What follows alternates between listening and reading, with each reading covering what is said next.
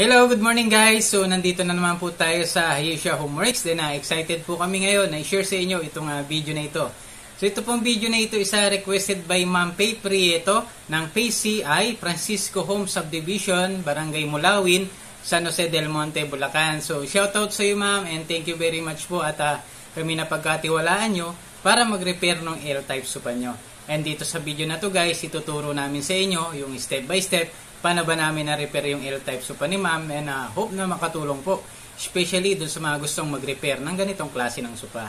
So, before we start guys, so please like this video, share, and subscribe. Pahit na rin po yung notification bell para mas updated ka po sa mga bagong ginagawa natin dito sa Ayesha Homeworks. And please support also our FB page, Ayesha Upholstery Shop and Ayesha Business Hub.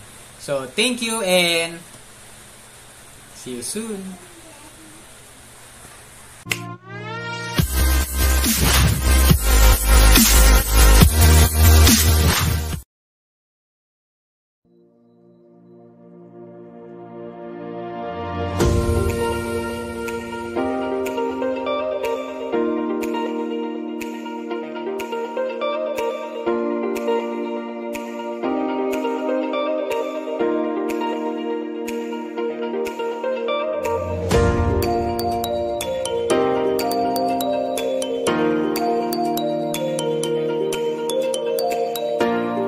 So hello guys, so ito yung bagong project natin ngayon.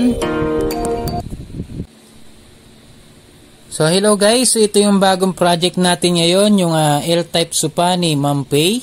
So ayan, then obviously guys, so talagang palitin na rin talaga yung cover nung sopa ni Ma'am. At the same time may mga nakita na rin tayo na damage na kailangang repairin. Then first check natin guys is yung kamay niya guys. So yung kitang-kita naman natin na yung wood na, and then wala na rin yung foam, no. Then ganun din po sa sandalan niya guys, so wood na talaga yung mahawakan mo. So wala nang lambot. So pagdating naman dito sa may upuan guys, so ito sa part na to talaga lumubog na. So may possibility na, may naputol or may sira na dun sa loob ng sopa ni ma'am, ang cause ng pagkasira ng sopa, paglubog. Then ganun din dito sa kabilang upuan guys, so talagang masasalat mo na lang talaga is yung wood, no, yung foam talaga sobrang nipis na.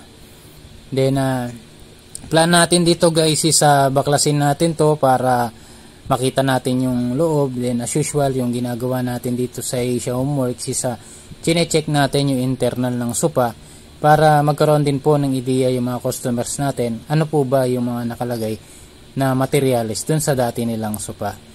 So okay guys, so tapusin natin to and tara, let's go!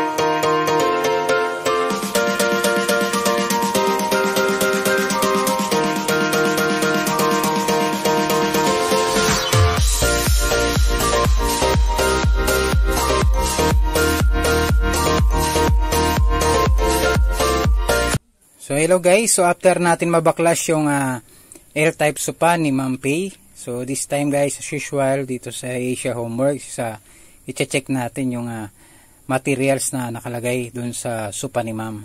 So okay, first check guys is yung primary cover, which is fabric na velvet. So ayan. Then makapal din naman yung texture niya guys. Ang problem lang is may mga nakita na tayong punit. Tsaka medyo madumi na rin talaga yung cover at palitin na. So ayan. And then next is yung arms. So same. Ganun din po. May mga nakita na rin tayong sira at meron na rin parte na talagang madumi na. Then ito naman po yung mahabang sopa. So ayan, dalawa kasi yan. So ito yung isang mahaba. So same din po. Ganun din. May mga nakita na rin tayong damage at madumi na rin talaga yung fabric na nakalagay. Then next is check naman natin guys yung foam, no. Sa foam naman guys, ito yung parte na lumubog, no. So check natin. So yung kapal ng foam guys, I think dating kapal nito is nasa 3 inch, no. Pero dahil S1 foam yung kinabit, so talagang halos naging 2 inch na lang siya. Yung iba naman talaga ay yung ilalim may mga dugtong. Then may nakita na rin tayo guys yung mismong nosag, no, bumakat na dun sa mismong foam. It means na walang cover dun sa nosag. So kaya nagmark na yung mismong nosag dun sa foam. So dapat mayroong cover yan guys Pero check pa rin natin. And then ito naman yung sandalan guys. Then check muna natin arms. So ayan. Pagdating naman sa arms guys, ito yung nakita natin kanina, halos wala nakakalagay na foam, no. So bakit? Kasi malalaki yung space talaga ng frame, then talagang manipis talaga yung foam na nakalagay. Same S1 foam din po yung nakakabit. Then ganun din po dito sa sandalan. Yes, check natin. Dapat guys yung kapal talaga ng sandalan dapat 3 inch yan. Pero dahil sa foam na nakakabit dun kay Ma'am, talagang manipis lang. I think nasa 2 inch to, pero numipis na lang din dahil ordinary foam yung ginamit. Then ganun din po dito sa may upuan. Kaya lang may mga napansin lang ako guys, kasi may mga marks siya na parang kagat ng langgam. Hindi ko lang ma-determine kung kagat ba ng insekto to or mismong damage na rin sa mismong foam niya, no. So may dawi ganun na may mga sira na rin guys. So hindi naman siya ganun kalala guys, kaya lang nung chinek natin, inisip ko una, kala ko maraming mga insekto pa, pero nung chinek ko naman wala naman ako nakita. Siguro mga pinanggalingan na lang siguro din to. Ayan. May mga siya, may mga mark, no. So I think sa foam or sa insekto galing yan, mga butas na yan na maliliit. Pero hindi naman totally talaga na damage yung foam. Then ito yung cover guys na nakakabit. So pansinin nyo guys, dapat buo to. May tela at mayroon tayong sako na nakita na puro ritaso. Meron din na Gina cover na ipinatong lang dun sa mismong nosag, na dapat naka-cover to ng sako ng buo, or else possible kung dinagyan man lang ng telang sapin yung nosag. Kasi may tendency nga dumikit yan dun sa mismong foam. Then ganon din dito guys sa may mahabang part ng upuan. May nakalagay din naman siyang fabric guys, kaso kapos, no. May dugtong na hindi na fabric. So I think may pinanggalingan tong tong cover na to. Siguro sa mga dating repair. And then ito yung nakalagay sa boxing naman guys. So obviously talagang manipis talaga yung nakabit. Which is okay lang naman yung ganito kanipis, kaya lang yung problem is yun nga, dahil walang sapin, bumakat na yung mismong frame ng sopa dun sa foam, then naipit na niya. So kaya nangyari talaga, nasira na rin yung boxing niya. And then ito guys yung talagang medyo disappointed talaga ako, kasi wala man lang tayong nakita na rubber strap na nakalagay suporta dun sa nosag. So ayan, kaya nangyari guys, dahil napuwersa, Dahil tali lang linagay na puwersa yung mismong nosag, and then hanggang sa naputol na lang siya. So ayan yung kinabit guys. Actually tali lang yung guys yung kinabit So ang tendency nito guys, hindi naglalaro yung tali na to, naka-steady lang siya, and then yung nosag yung nagbabounce. So may tendency talaga maputol. Next is yung arms. Ito guys, importante ito kasi yung frame talagang maraming kulang na kahoy. And then yan, wala rin po tayo nakitang nosag clip, no? So pako lang talaga yung ginamit. Actually guys, yung ganitong klase ng pako guys, kapag tinadtad mo yung mismong frame, may tendency pong putulin, no? Maputol o maging weak yung mismong yung mismong kakapitan ng nosag. So madaling sabi guys, so medyo minadali talaga yung paggawa ng sopa, no? Then yan, may mga nakita na rin tayo na mabubunot na dahil yung pako na kinabit at hindi linagyan ng nosag clip, no? May mga parte na talagang halos bumitaw na, like katulad yan, tsaka nito. Yan, mabibitaw na yan guys. So mga ilang upo pa yan, so mas marami pa siyang masisira. So buti na lang napa-repair kagad ni ma'am sa atin, no? And then yan, parehas din po dun sa nauna, mga tali lang din linagay guys. Pero hindi talaga siya pang upholstered yung mga tali niya guys, kasi kung hihilahin mo talaga siya, sandali lang talaga siyang matanggal, and then maputol. So may tendency talaga lumusot yung foam or madamage pa. And then walang additional kasi na lambot yan guys compare dun sa merong rubber strap. And then yan, may ginamit lang guys is napansin ko is hand tacker lang din yung kinabit dun sa may tela na tali dun sa yan guys, so may mga maluluwag na talaga tayo nakita. So yan guys, so yung plan natin guys is lagyan natin ng nosag clip yan, and then ito lagyan natin ng kahoy, yung mismong kamay, and then palitan yung lahat ng halos palitan naman yung mga nosag. So may mga nakita naman tayong maayos na nosag, kaya lang may mga time na naputol, kaya kailangan na nating palitan guys. So ito yung nosag natin, and then ito yung ilalagay nating rubber strap. So yan, then yan yung kakabit natin. So itong rubber strap na to guys is made from interior, yung sa gulong ng sasakyan. So ayan, matibay talaga yan guys. Actually guys, isang raw materials na matibay na dinalagay talaga sa sopa. So ayan, nakakabili naman yan any upholstery supplies, yan, makakabili tayo yan. And then pakita ko lang po sa inyo guys yung nosag clip, no? So hanapin ko lang.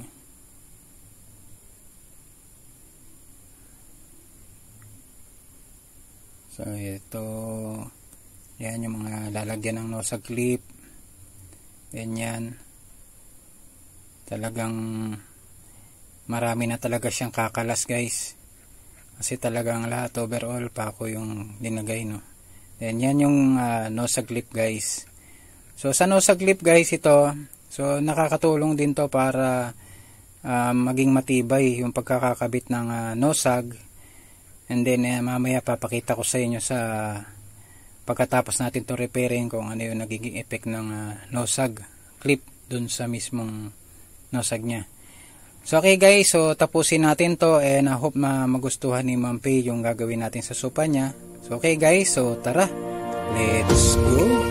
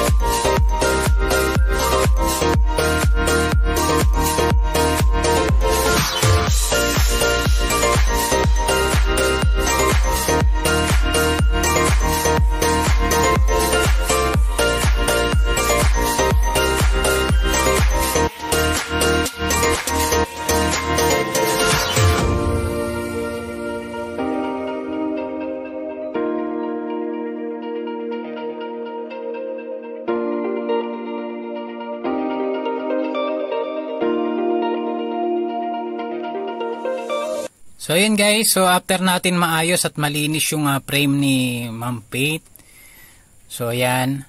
So this time guys, i-check naman natin yung mga nilagay natin. So first is yung nosag clip. So ayan, naikabit na natin yung nosag clip. And then napalitan na rin natin ng nosag yung iba na malapit nang maputol or yung may mga damage na. And then yung sa sandalan guys, ganun din. So naipako na natin ng maayos ng thumbtacks yung rubber strap, no. So ayan, talagang dinamihan na natin yung rubber strap so para maging matibay yung mismong upuan. And then yung nakakatulong din yun guys yung paglalagay ng rubber strap dun sa nosag para additional na rin po na suporta dun sa nosag para hindi rin siya matanggal, no, or hindi mo puwersa yung mismong nosag once na inuupuan natin. Kasi pag rubber strap guys, may additional na yan, nagra-rubberize yan so meron talaga na magiging additional suporta yan. So second is yung ito po yung maiksi na upuan. Then yan, so napalitan natin ng nosag and then nalagay yung rubber strap.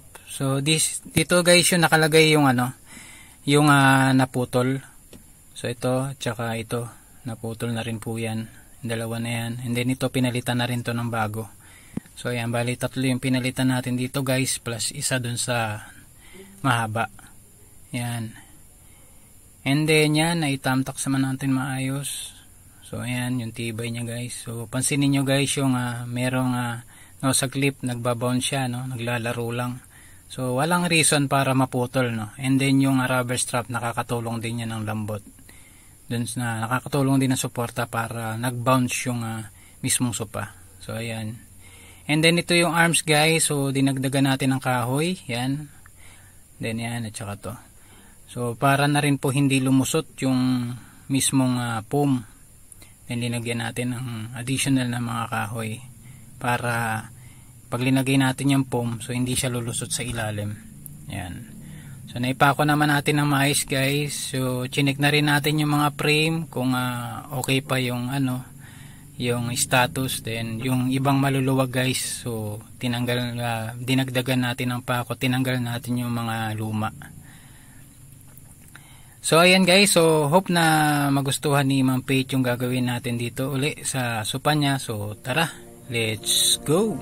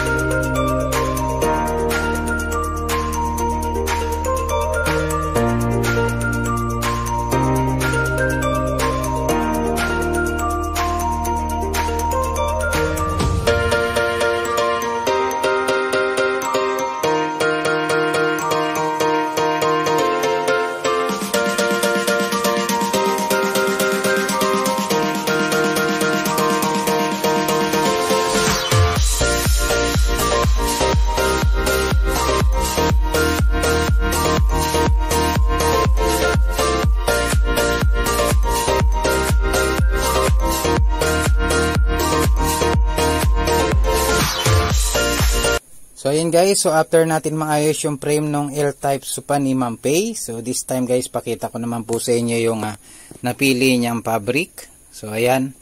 So yung napili po niyang fabric guys is kulay light brown, and then ang brand po niya is Grease. Grease number 3. So ito po siya. And then pakita ko na rin po sa inyo yung design guys. So ayan yung design and then yung kulay niya. So napakalambot na tela guys. So bagay na bagay doon sa bahay ni Ma'am. And then ayan po yung likod niya. And then guys, pakita ko na rin po sa inyo guys yung ikakabit nating foam. So syempre dito sa Asia Homeworks is Uratex po yung ilalagay natin. Then para mas lalong kumapal at mas lalong tumagal po yung sopa na gagawin natin. Okay guys, so tapusin natin to and hope na magustuhan ni Ma'am Pay yung gagawin nating restoration dun sa kanyang L-type sopa. So, okay guys, so tara. Let's go.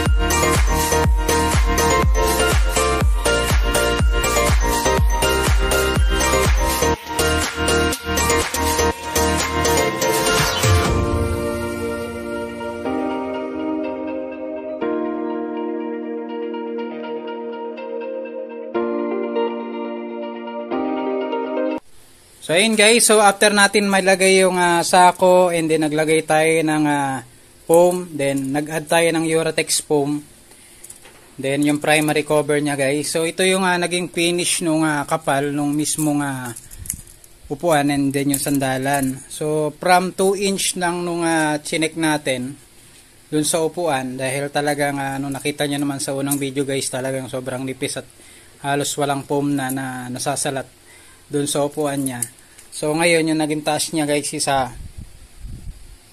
yan, nasa 5 inch yun sa upuan. And then dun sa sandala naman guys isa from 2 inch, so naging yan, so naging 4 inch siya. So ganun siya, ganun kalaki yung dinagdag niya na foam. So compare doon sa una nating pinakita na video. So then yun, dahil maayos na po yung internal ng sopa. So talagang malambot na, no? So parang tambol na yung kanya dahil talagang punong-punot, hindi ampaw yung laman. So ngayon guys, ang next natin na gagawin dito is maglalagay na tayo ng boxing, then maglalagay tayo ng foam dito, and then yung next natin is yung kamay niya. So yan. Doon sa kamay naman niya guys, after naman natin nalagay yung kahoy, yung dinagdag natin na wood doon sa ibabaw ng kamay, then linagyan din natin ng sako guys, so para mawala yung bakat o yung corner ng wood, no? Yung mark ng wood doon sa mismong foam. So dahil meron ng ganito guys, so ilalagay na lang natin din yung foam dito, and then additional magdadagdag pa tayo ng Uratex foam, then para mas tumaba rin yung kamay niya. Then yun guys, so tapusin natin to, and hope na magustuhan ni Ma'am Pay yung gagawin nating restoration dun sa kanilang sopa. So okay guys, so tara, let's